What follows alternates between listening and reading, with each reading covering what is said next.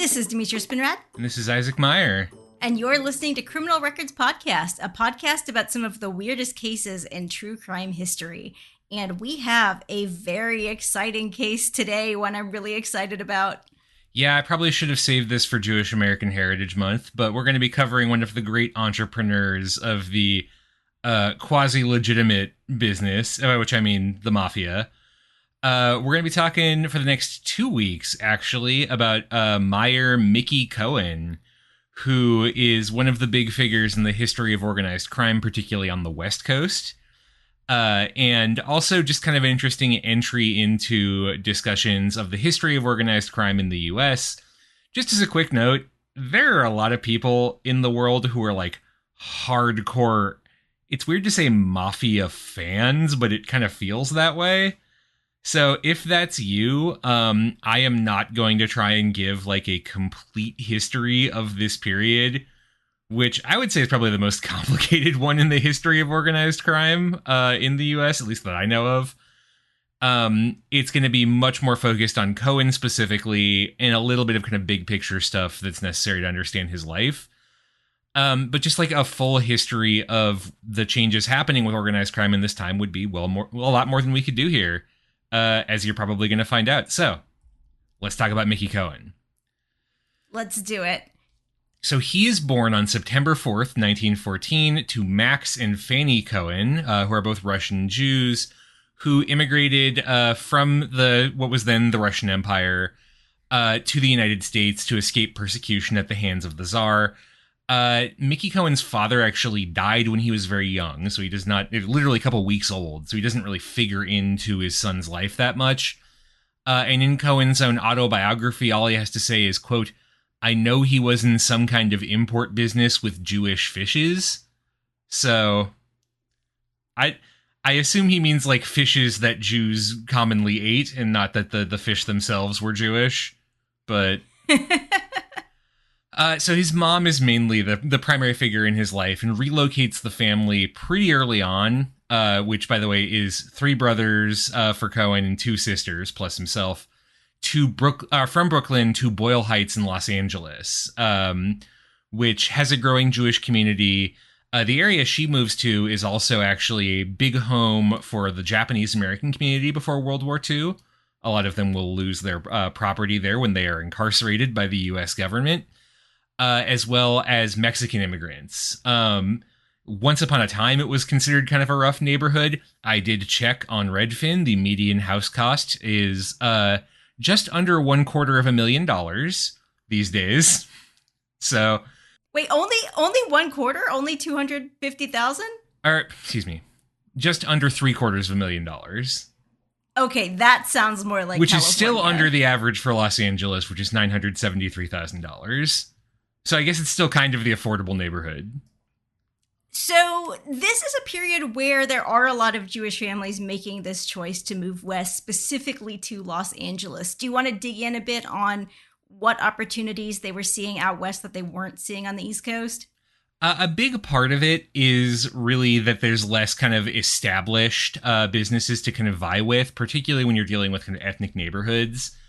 The Cohen family are sort of later comers to the U.S., is my understanding, so they are not able to kind of get in on the ground floor of establishing, in the case of his mother, grocery was the business she wanted to run. And, you know, the kosher groceries, they're all set up by this point in New York. So if you want to, you know, get your foot in the door, you got to go somewhere where the community is a bit newer. And so LA is the choice. And she tries to get her son actually in on the business too, but that does not work. He says that from the time he was 6, he starts doing what he calls hustling.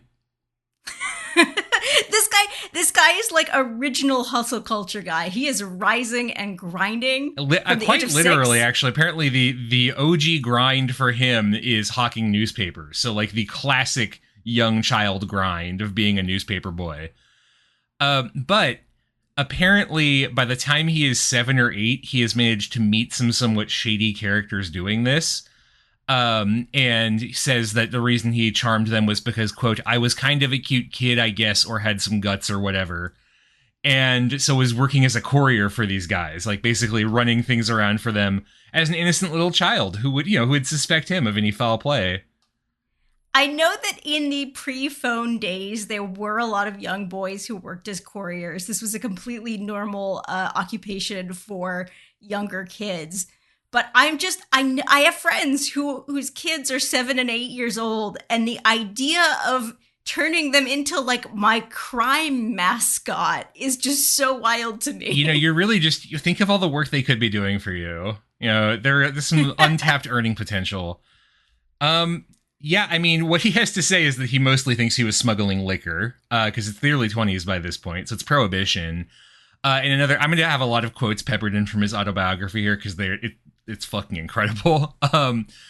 Quote, "I don't think there were any guns because I don't remember anything that heavy. Even as a child, I certainly would have known if it was a piece." So... Oh my God. Very above board guy. This is the toughest child who ever lived. So eventually he gets involved with his brothers, actually, Harry and Louis Cohen, who ostensibly run a pharmacy where he is a soda jerk, but practically they are running an illegal still in the back of the pharmacy. So, runs in the business. This is super common, actually. Yeah, this is the reason soda shops were so popular in the 1920s, because you could just put a little extra something in that soda. It makes a lot of sense. sense. Very common on the West Coast, yeah. It's a classic business. Unfortunately, it also means that Mickey Cohen goes to prison for the first time when he is 9. What? So he, during a raid by the LAPD, who are checking out this still... he says basically like his brothers didn't pay protection money on time, so they're doing kind of a performative raid. But one of them touches the still, which he's been told not to allow, so he drops a bunch of hot food on that cop's hand, basically to like get him back, and gets arrested for it. But his brother is married to the DA's sister, so the whole thing gets dropped immediately. I was going to say this is the hardest child in existence, but... this is probably a good example of LA's corruption in the 1920s, which was fairly legendary. I mean, just wait till they try to send him to Hebrew school. This kid's bar mitzvah must have been off the chain. I really wonder, because his brother, apparently, his eldest brother, Sam, was like an observant Orthodox Jew, and really apparently tried to set him on the straight and narrow. And there is a great anecdote about that, when his brother tries to get him into the local yeshiva, the local basically like Jewish day school. Quote, "I was out in the hallway waiting to see the rabbi to get enlisted or signed up or whatever. So the rabbi is sitting inside the assembly hall making a big speech, and while he's talking, I'm out in the hall playing with the electric lights, putting them off and on.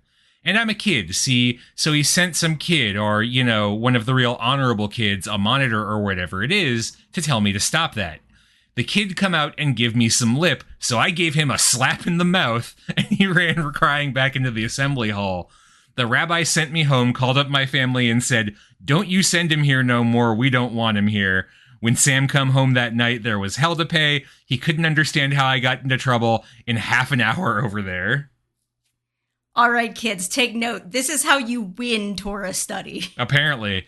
He also gets kicked out of a vocational school. So he's actually the only member of his sibling group who doesn't end up going to college at all.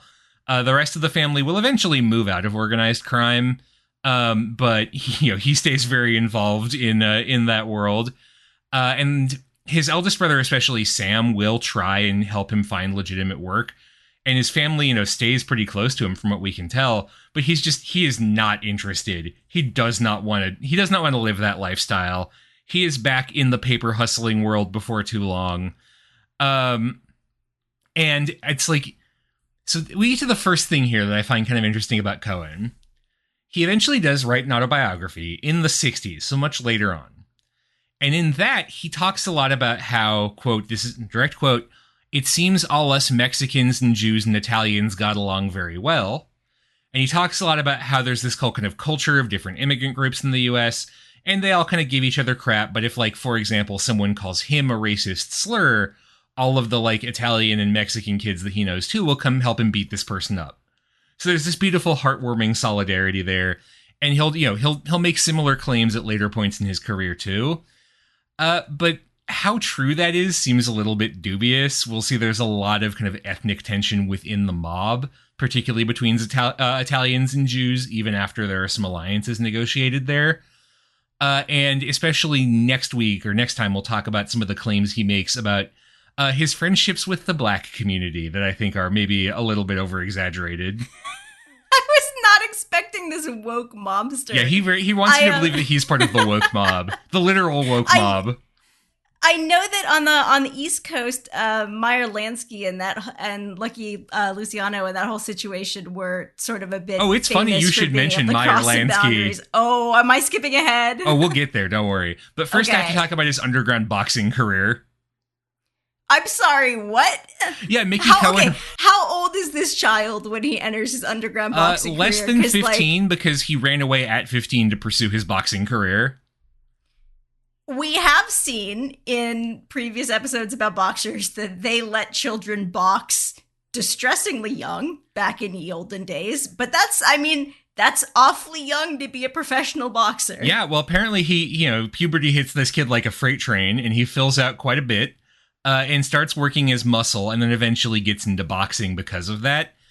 And we'll kind of zip zap zoop all around the country here. He lives with his brother Harry in Chicago for a bit, then in Cleveland, boxing, doing some light con artist work on the side. One of the big ones he would say was going with his brother to baseball games, and his brother would loudly proclaim that he was a manager who was checking the till on all the concession stands to make sure that everything added up. And they basically just bluffed their way into stealing cash registers from these places. That might be the most American crime I've ever heard of. Yeah, man, it's America's sport. But eventually, Mickey Cohen himself does well enough as a fighter that he gets connected with promoters in New York City who essentially set him up in a hotel right by Radio City Music Hall and manage him, even to the point where he fights at Madison Square Garden a couple times. This is also a field you should note. Boxing is still pretty illegal at this point in American history. Also very violent. So it's very much kind of a low class activity, particularly for the people on the bottom level. It's very dominated by Jews, by Italians, by Black Americans, other people who have not really assimilated fully into American culture or been accepted into American culture. And there's actually a lot of pretty famous Jewish boxers from this period. And Cohen talks very glowingly of actually getting to meet one of them, Ruby or Reuven Goldstein, a couple of times during this period. In New York in particular, boxing is legal, but it's heavily restricted. But sports gambling is illegal, and that's where the real money is. And this is really where he starts getting involved with the mafia, because they're, of course, the ones who are running all the sports gambling. Eventually, after a series of pretty bad losses in boxing, he will leave the fighting side of it. There's one particularly in 1931 where he's knocked out by a guy named Tommy Paul in the first round. He gets a concussion for it. So if you're curious, his final record is 8 wins, 5 draws, and 16 losses. So not great. But this is then he's kind of shifting over into the mafia world from here. Okay, so he has the background and at this point the connections to be able to move into a slightly more hands-off way of making money. Absolutely. It's a good time to get involved in organized crime because in the 20s, of course, it's the real heyday of American organized crime thanks to Prohibition. It turns out when you make alcohol illegal, that doesn't really work very well. Who knew? We're all shocked. Instead, of course, this gives control of a deeply lucrative industry entirely to criminals. Primarily in the early 20th century, the Italian mafia is the largest of these groups, having basically crushed the existing organized crime dominated by the Irish in the US over the last couple of decades.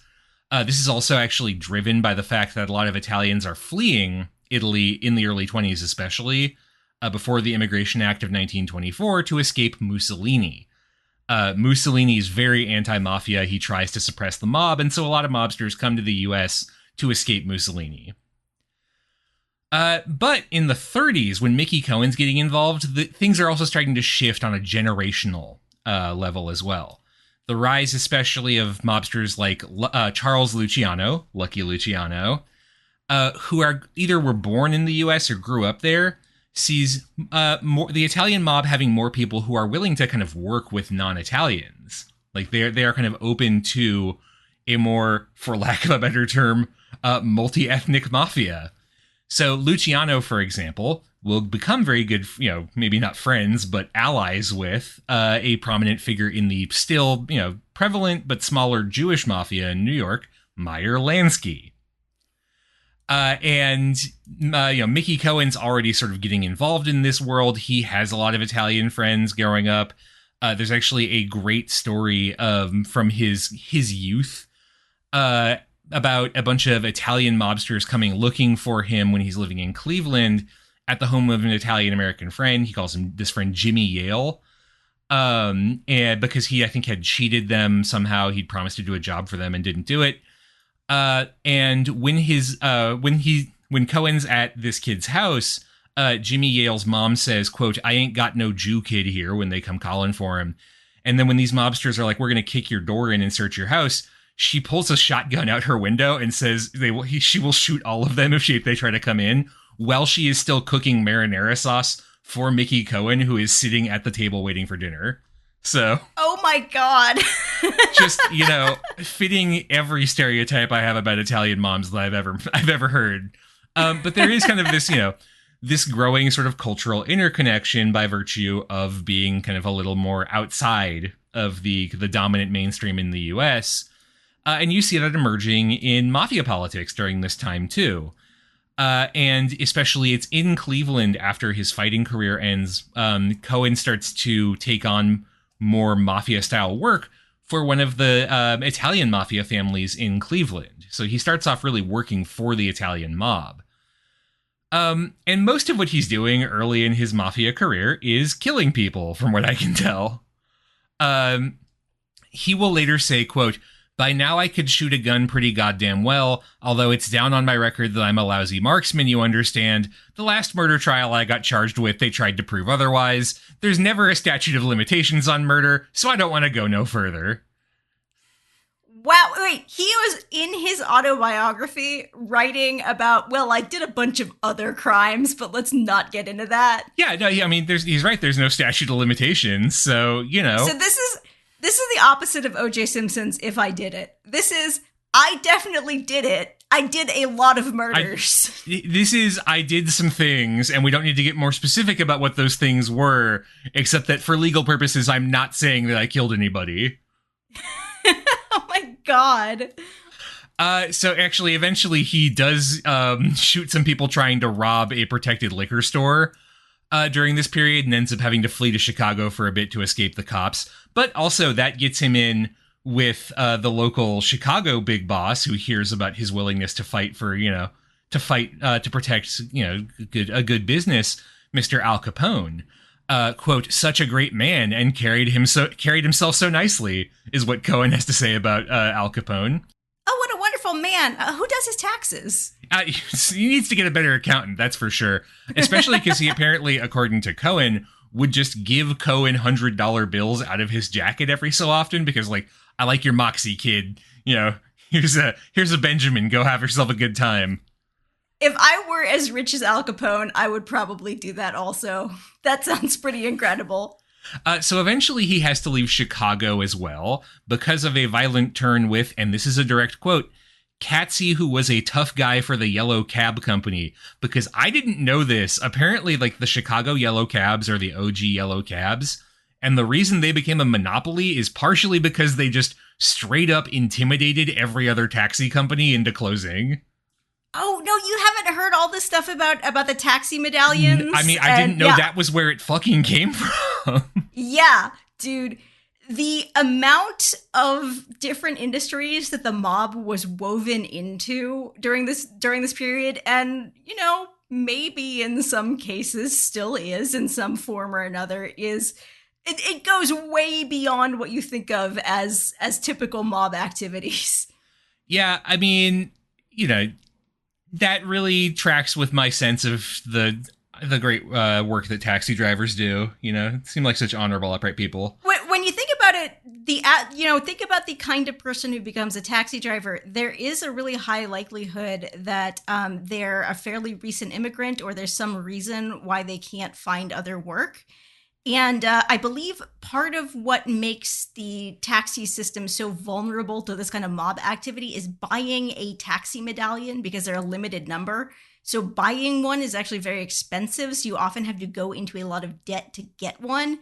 And that often if you're a new immigrant, the kind of person who might be interested in driving a taxi for a living, the kind of people who will loan you money are not banks. So it's actually a shockingly ripe industry for mob exploitation. I mean, that is a fair and very reasonable point that you've made out of my jokes about taxi drivers. No, it's true. I mean, like, just think about like the kind of sort of like classic mob business is like restaurants. They work with a lot of cash. They tend to be opened by recent immigrants. They tend to be opened by people who do not have better job opportunities available. There's a lot of mob interest in restaurants, in liquor stores, in that kind of business, just because there's a cash economy that is not being very well served by the more traditional power structures. Sorry, that my little mob hyperfixation went off there. Sorry, I hijacked your episode. This is now an episode about taxis. No, it's good. It's good. I am going to shift gears and talk about some violence instead. Because, Cohen is not going to stay in Chicago, but it won't be the cab drivers who run him out, actually. He's going to get into it with a guy called Katsy, is what he identifies him as, because, quote, I had a chip on my shoulder, and anybody who called my hole card at all, he got an answer right away. I can't remember if he doesn't say, or I didn't write down in my notes what the inciting incident here is, but basically, the two of them get into it. Cohen has some anger issues, pistol whips the guy in broad daylight. So Katsy will then track him down to look for revenge at a later point and tries to pull a gun on Mickey Cohen. And Cohen will say, okay, wait, hold on, let's talk, try and bring him down. Let's go to a nearby, a drugstore, we'll get some coffee, we'll talk things over, I'll apologize. So that's where we're at so far. Now, going back to quoting from the autobiography, so we're sitting on this counter, him and I, and he's mumbling, and I'm trying to con him. Now I wait for the spot, and when it comes, I grab the sugar bowl, and bango! All of a sudden, I split his fucking skull open wide like a watermelon. So this son of a bitch Katsy put the finger on me, but I ain't gonna turn around and put the finger on him. See, two wrongs don't make a right, in my way of living in those days anyway. So... Wow. This guy has a very direct problem-solving method. Yeah. Basically, Katsy, after trying to shoot him, then went to the cops and was like, this guy assaulted me, it's unclear what that meant. And Cohen says he's an honorable man. I'll ambush a guy with a thing full of sugar and try and split his head open, but I'm not going to talk to the cops. So he decides to leave town. He does get caught before he succeeds in leaving town, but who should intervene but Al Capone? One of his lieutenants, a guy named Pop Palazzi, will walk right into the middle of the trial and just ask the judge to dismiss the whole case, and the judge does. Wow. We talk about corruption in the court system in the modern day, and we are right to do so, but it's better than it used to be. Things were different in Chicago in the 1930s. So eventually, as a result of this, Cohen will leave Chicago, and he'll end up, after a couple of years, in Los Angeles. And by 1939, he'll be working in Los Angeles for a good friend of good Mr. Al's, who he calls Benny. Who's Benny, Demetria? Ooh, I'm sort of running through the list of mobsters I know from this period. I'll give you a hint. He's not known by the first name Benny. Give me another hint. He didn't like the nickname by which he was actually known. Wait. Is this Bugsy Siegel? It most definitely is Bugsy Siegel. A mobster even crazier than this guy who was assaulting people with sugar bowls. Yes, this Benny is Benjamin Bugsy Siegel.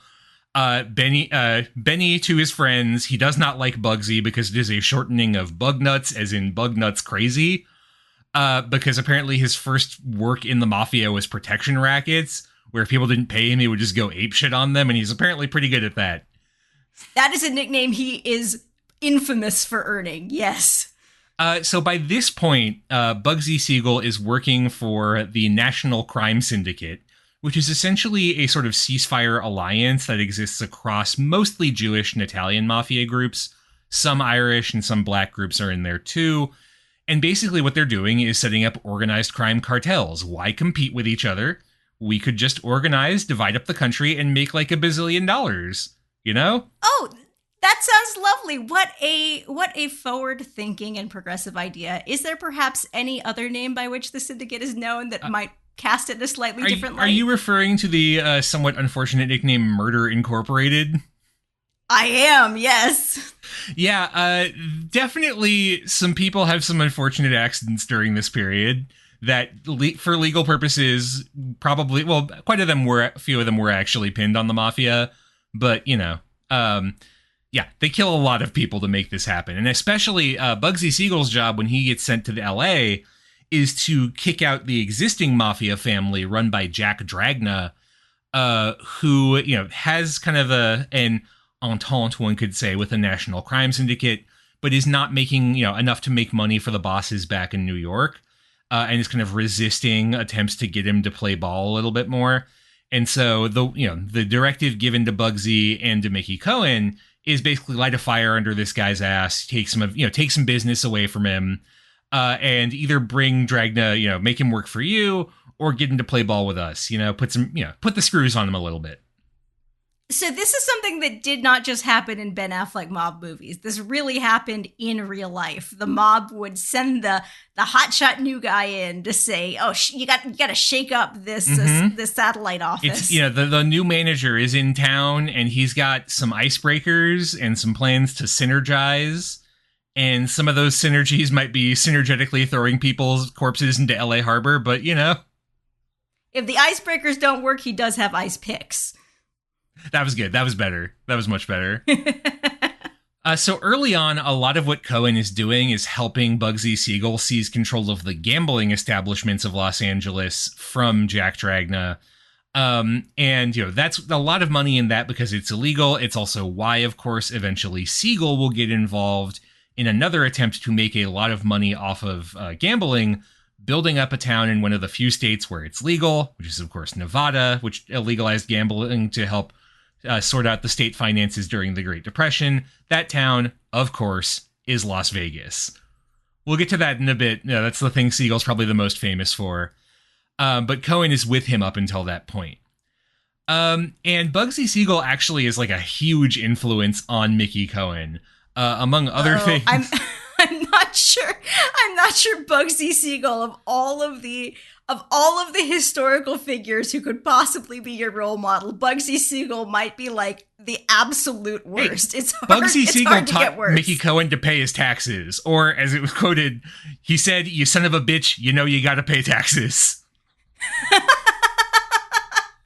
Which should be on the IRS building if it's not.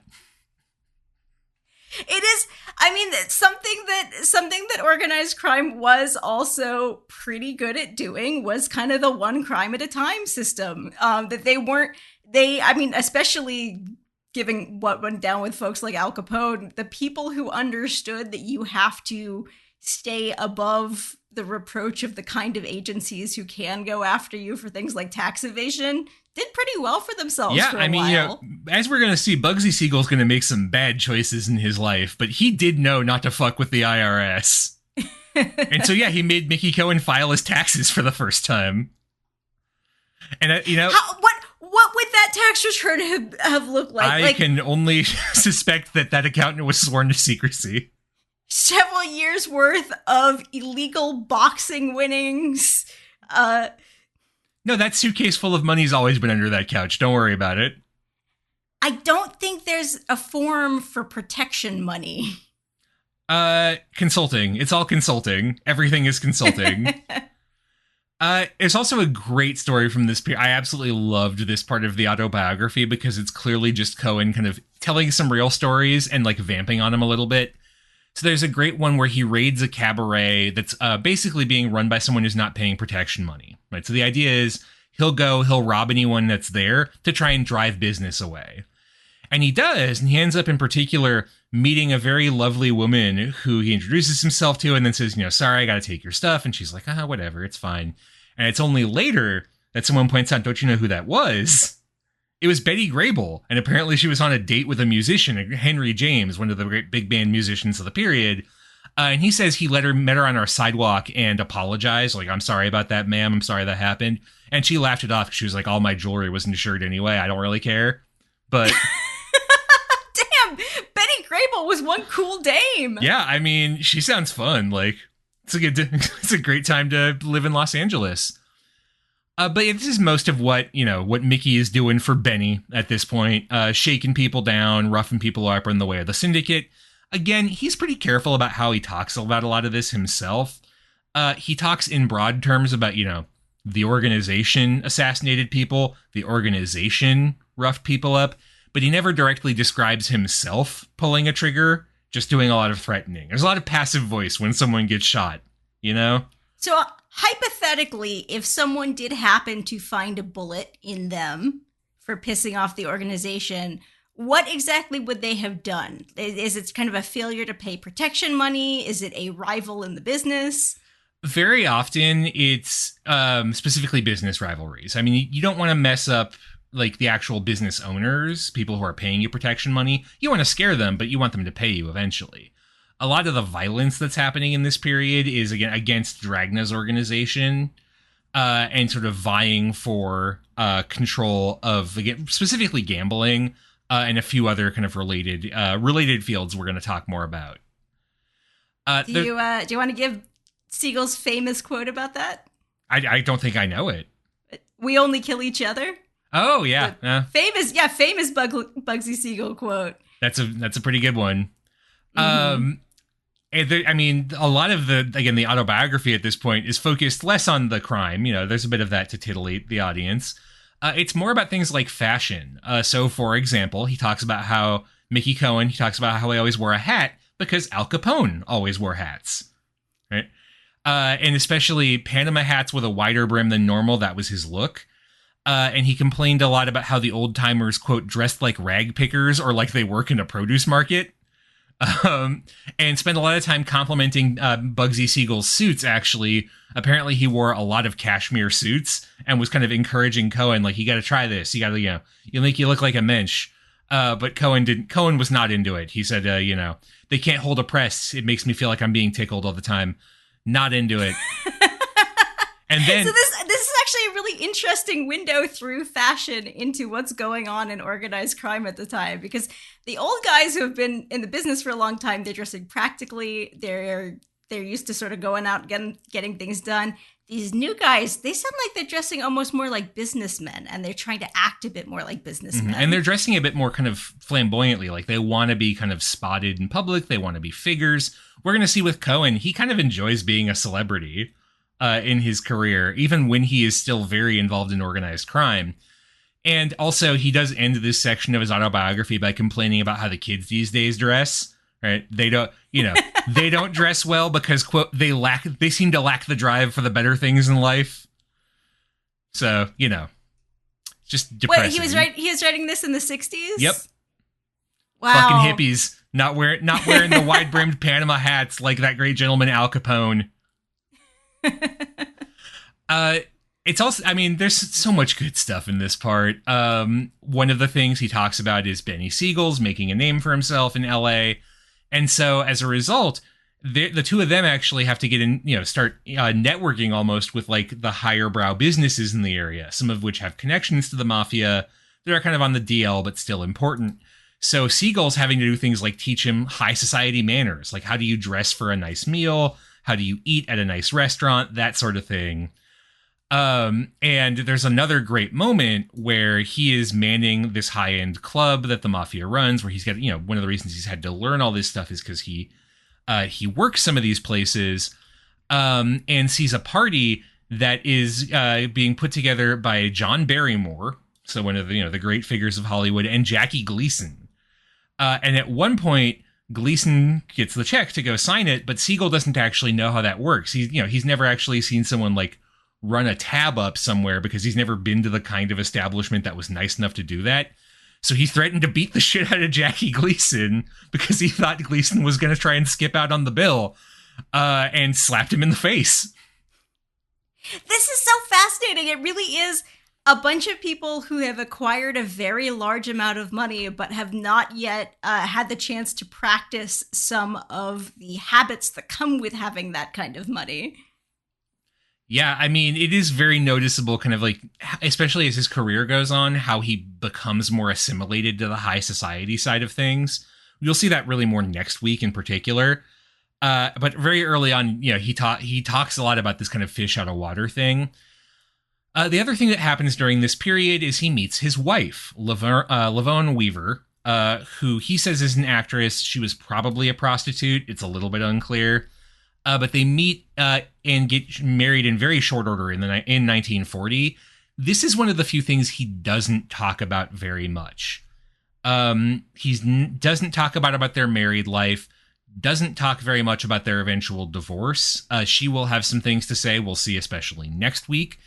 But when she comes up in his writing, it's mostly very kind of off-the-cuff mentions. So pulling from the autobiography, Lavonne, my wife, was strictly a lady, a great lady, and you could take her anywhere. She appeared in homes ranging from top hoodlums to respected businessmen. He also says that they met at a party at Billy Gray's bandbox, and he was intrigued because also she flew a plane and all that bullshit. So I guess that's how you pick up mobsters. I don't know. He literally just mentioned this and then never spoke about it again.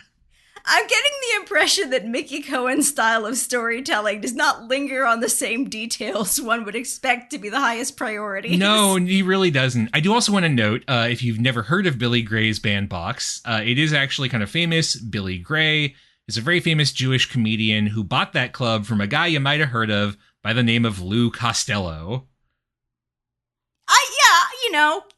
That guy might be going places. He might make a name for himself someday. Also, if you've ever watched the movie Some Like It Hot, there is a scene where one of the talent agents is speaking in Yiddish. That's Billy Gray, actually. Oh, really? Yep.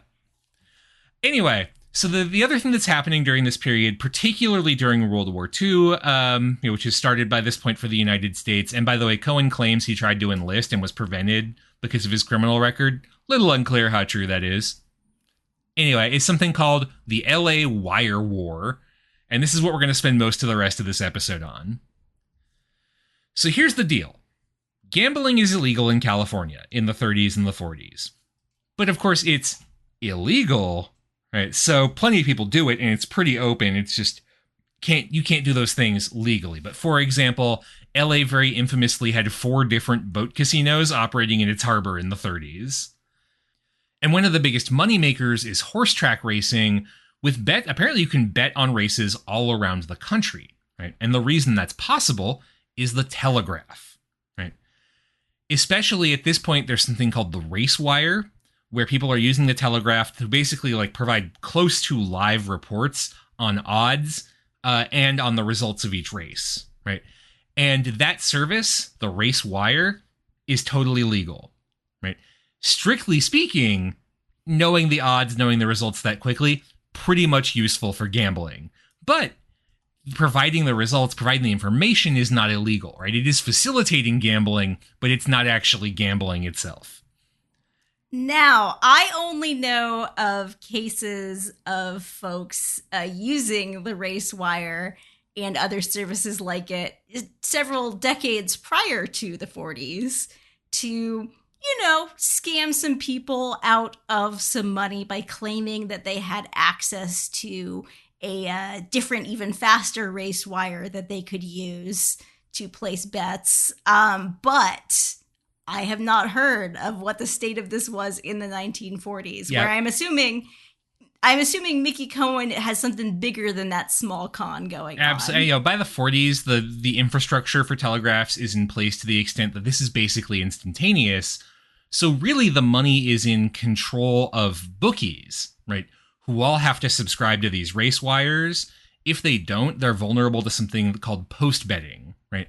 That's when, if they don't have the results right away, maybe you, Demetria, you get the results before the bookie does. And so you can run over to the bookie and place a bet before the bookie gets the results. right, and sort of sneak under the table. So you need the race wire to avoid that, which means if you are a bookie, you must be subscribed to the race wire. Right? This suggests that he who controls the subscription to the race wire has a pretty tight stranglehold over all horse I really betting. thought you were going to say controls the universe. Yeah, I mean, that's basically exactly it, right? You have a lot of power over these bookies if you control the race wire. And so as a result, there's a lot of mafia involvement in the race wire because they know it is a steady stream of income from the bookies who also will need to work with the mafia, meaning you can also take some profits off kind of the front end in addition to the money they're paying for the wire itself. So shockingly, the wire service is overrun with mobsters as a result of this. The largest wire service in America is Nationwide News Incorporated until 1939, until its owner, whose name is Moses Annenberg, nice Jewish boy, gets indicted for tax evasion because of how much money he's making off the race wire to the tune of $8 million in 1939. Oh my God. I forgot to check that in an inflation calendar or a calculator. Let me do that really quick. You know what? I was kidding earlier. Everyone listen to Benny Siegel. Pay your goddamn taxes. So 1939, Bureau of Labor Statistics. Let's see what we get. 8, calculate is $179 million today. And that was just the back taxes he didn't pay? Yes. Holy shit. Annenberg, by the way, actually had a run-in with Al Capone because he refused to work with him in the 1920s, and Nationwide was based in Chicago, and actually had to flee to Miami, where he was protected by Meyer Lansky until the two could work out an arrangement. So he's very involved in the mafia. Attempts to crack down on this sort of thing are very unsuccessful. Meanwhile, we're going to talk a bit about the Law and Order Attorney General of California, the future governor, Earl Warren, who made a whole thing of trying to get Western Union and other telegraph services to ban the race wires from just like operating on their services. Doesn't work at all. He's completely unsuccessful. Ooh. I would imagine there's some very fascinating cases with free speech and telecoms there somewhere. Very much so. So what does shut Nationwide down is the tax evasion case, right? That's eventually what brings it down. But that means there's an opening, right? Power abhors a vacuum, and so two competing press services start to emerge as a result. The first is the Continental Press Service, run by a guy named James Reagan, who is actually a former associate of Annenberg, so he's been involved in this business for a bit. The other is the Trans-America Wire, run by extremely legitimate business associates of Mr. Al Capone, and with strong ties to the National Crime Syndicate.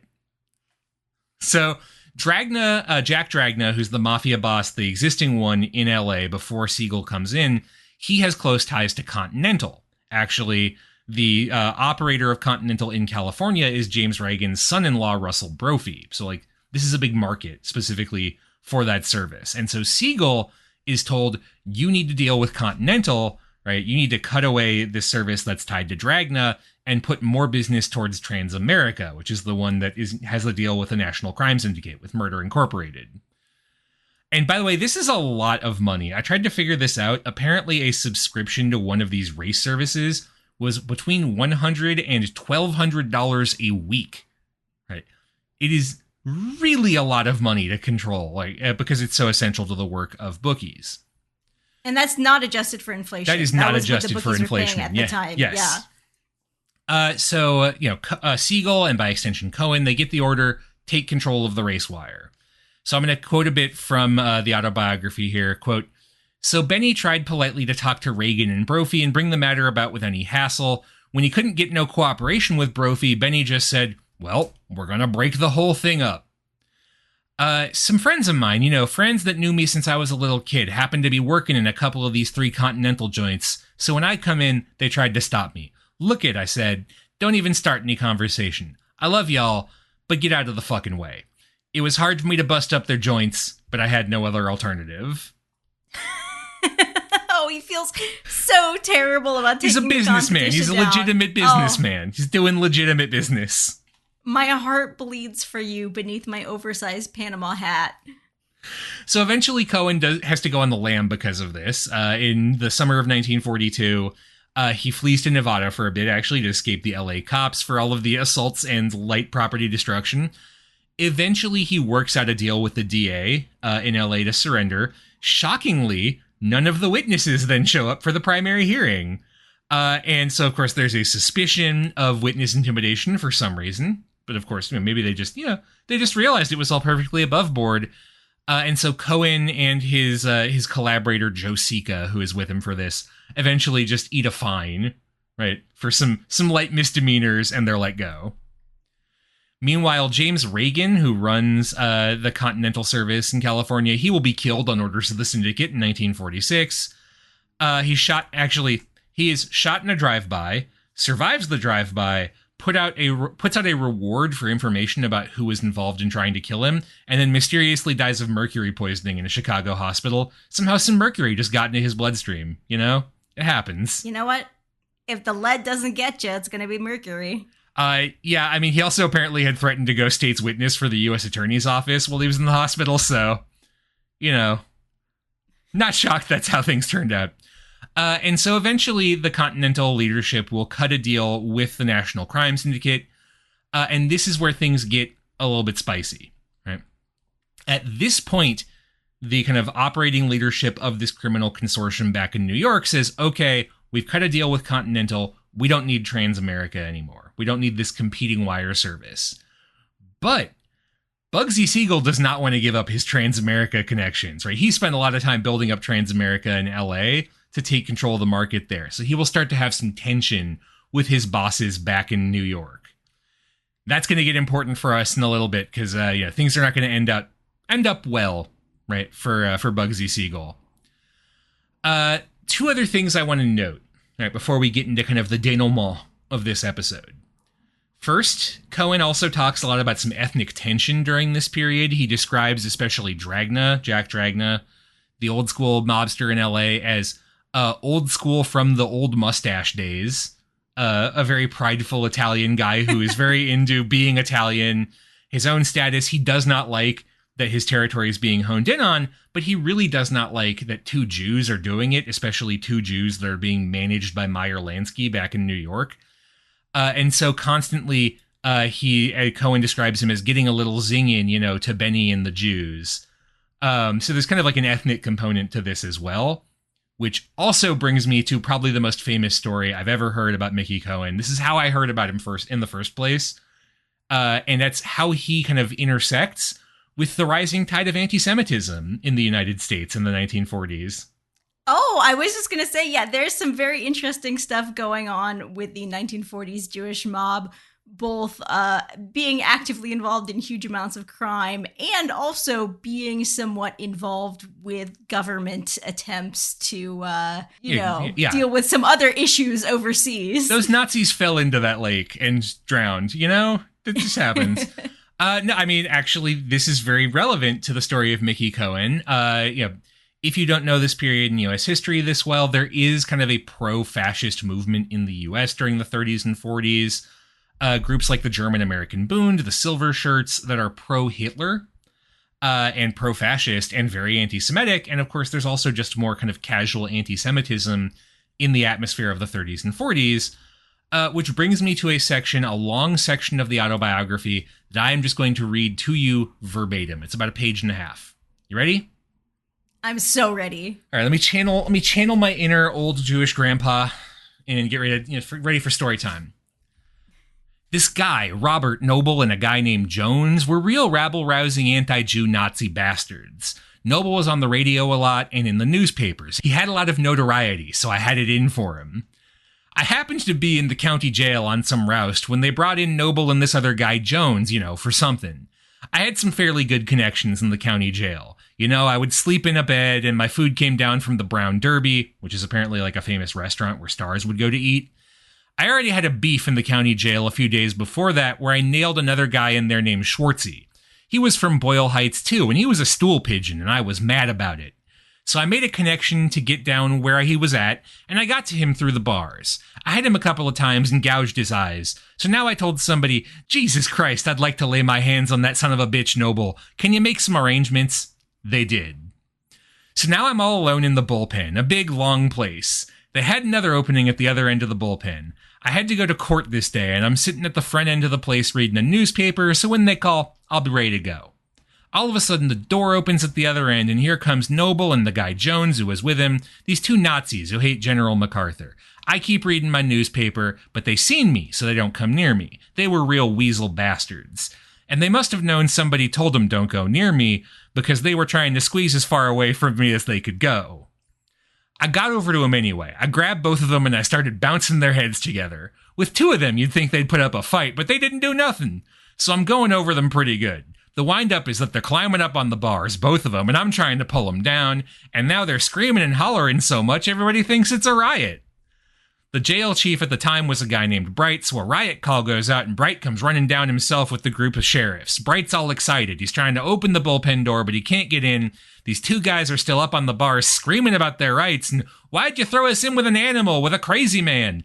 By this time, I've gone back to my corner and I've picked up the newspaper, so I'm reading when Bright finally gets the door open. Now, I didn't stand too good with Bright. He's not a bad guy, but I didn't have no absolute fix with the guy. He comes over with his guys and he says, "You son of a bitch, what happened now?" And I says, "What are you asking me for? I'm sitting over here reading the newspaper. Them two guys got in a fight with each other. I don't know what happened. I didn't want to mix with them." He says, "You're a lying son of a bitch. Actually, I didn't know them at all, except that they were anti-Jew, anti-General MacArthur, anti-American, anti-everything. But I sorted that one out. And boy, I felt so good about it." After this got heard about, I'd get calls from places like the Writers Guild to help with their problems with Nazi bastards. One time there was even a judge that called me about a German Nazi Bund meeting. I told him, "All right, don't worry about it." So we went down over there and grabbed everything in sight, all their bullshit signs, and smacked the shit out of them. Broke them up as best we could. Don't forget we had to fight the coppers too, because a lot of coppers were Nazis themselves in those days. Nobody could pay me for this work. It was my patriotic duty. There's no amount of money to buy them kind of things. I'm sorry. Did you just describe America? Oh my god. So this guy who apparently goes in and out of jail whenever he just decides that he needs to beat up a stool pigeon. Yeah, he's just like, let me in with the fucking Nazis. Just spends the 1940s being a real-life Batman who only beats up Nazis and for free. And also beats up people to steal their race wires, but yes. I have heard a lot of stories about guys who make it big in some kind of illegal activity and then decide to become philanthropists with some of that money. But I have never heard a story before about a guy who is his best skill in life is beating people up, decides to philanthropically beat up Nazis. Hey, it was his patriotic duty. He just loves America. So, that's, and I have to admit, it does really make me like him. Like, that section is just so charming. And I think, frankly, he knows that. But I do want to, also we're trying to remember who Mickey Cohen is as, like, a guy, too. Because, Nazis, that's a low bar to clear. Everybody hates the fucking Nazis, and there's good reason for that. But that doesn't make him a great person either. So in particular... Yeah, he did hone the skills of roughing people up on a lot of people who weren't Nazis. Yes, that is very true.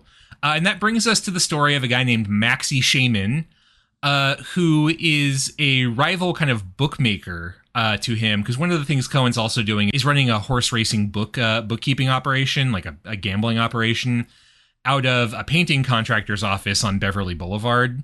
And so he also gets into some of the other local bookmakers. So here's what he has to say about this moment. Actually, I had known Maxie Shaman and his brother Izzy when they were kids growing up in Boyle Heights section, and knowing me, they thought they could get away with a lot of things. I was always very courteous to them because they were kids that come up from around Boyle Heights. I always kind of made everybody feel good towards them. I treated nicely and all that. But Joey Shaman one day gets out a bit drunk, gets a bit out of line at one of Cohen's restaurants, and the enforcers end up chucking him out and breaking a chair over his head when he won't leave.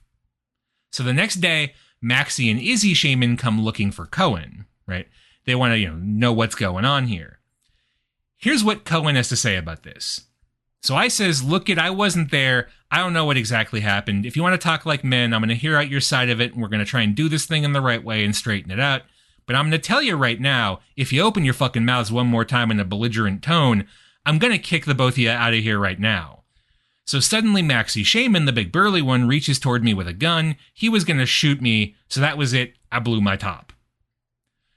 So what he doesn't say directly there, but what clearly happened is he shoots Max Shaman and Izzy Shaman flees. Cohen will eventually surrender to the cops afterwards, and this is determined to be a homicide, right? Cohen commits a homicide, but the DA is under the control of Murder Incorporated and says, this is self-defense, I'm not going to pursue a trial. So this is the kind of guy we are dealing with here. Like, he's not a saint, you know?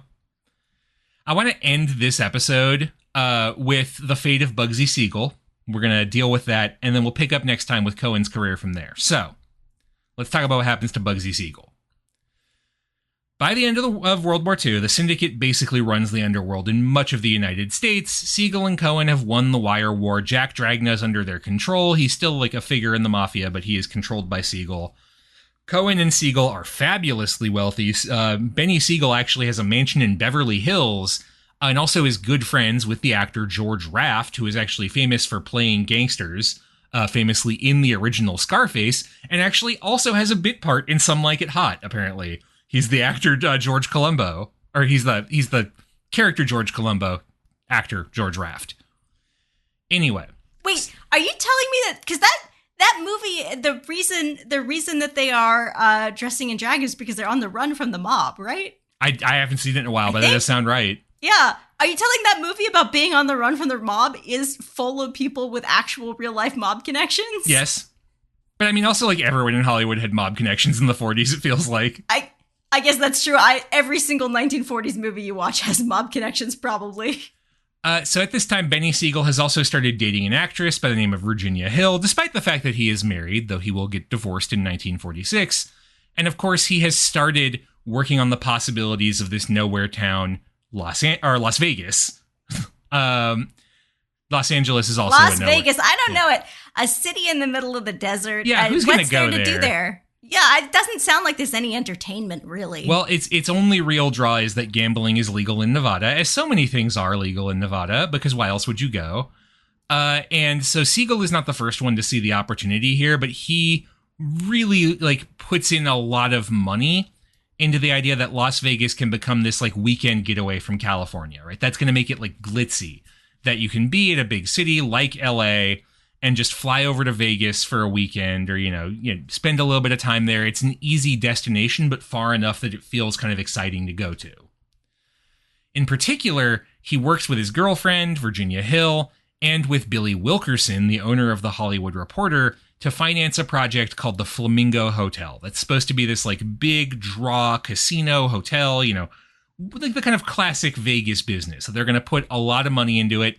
The Syndicate, led by Meyer Lansky, is going to back this with some organized crime money.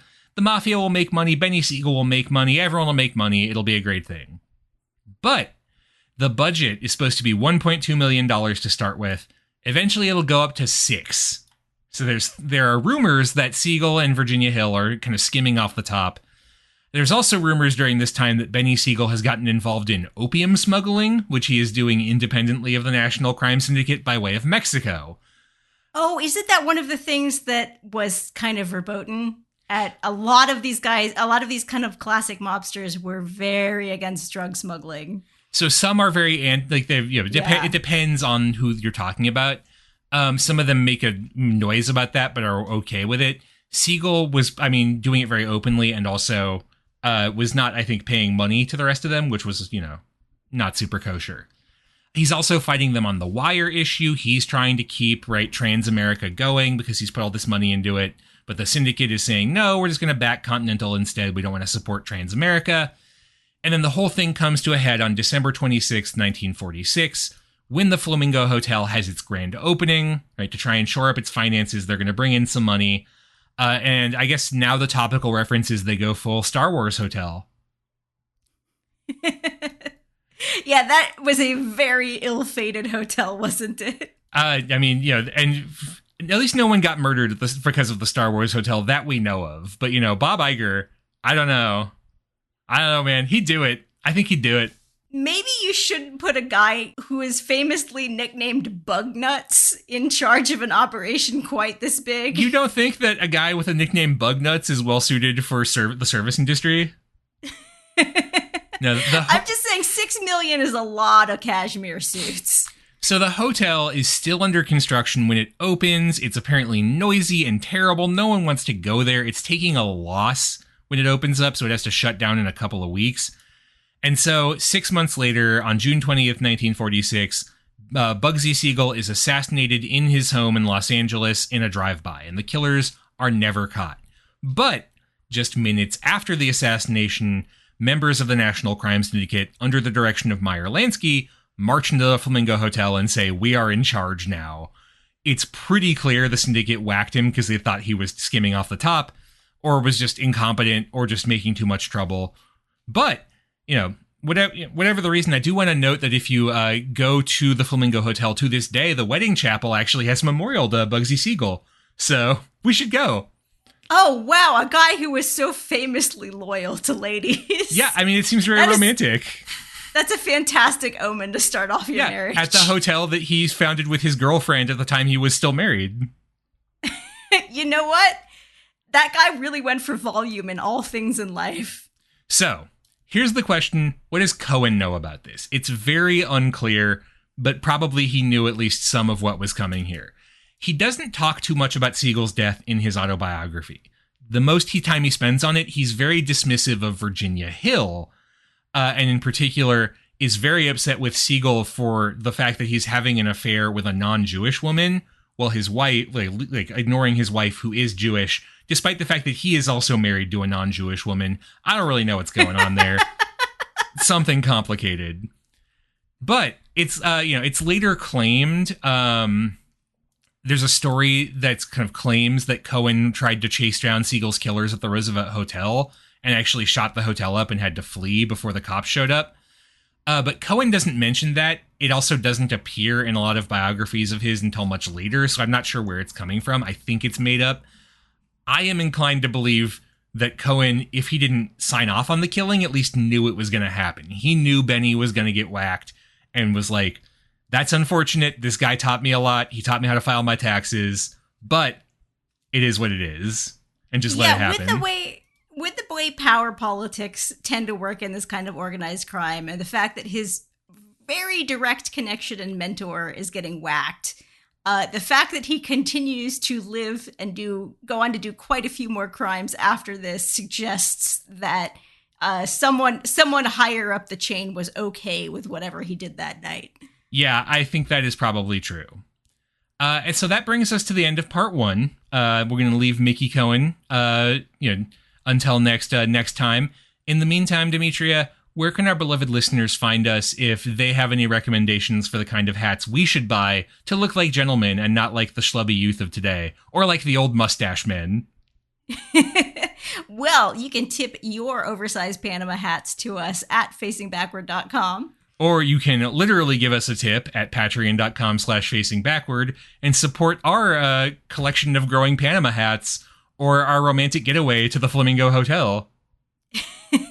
And special shout out to our patrons who pledged at the shout out tier.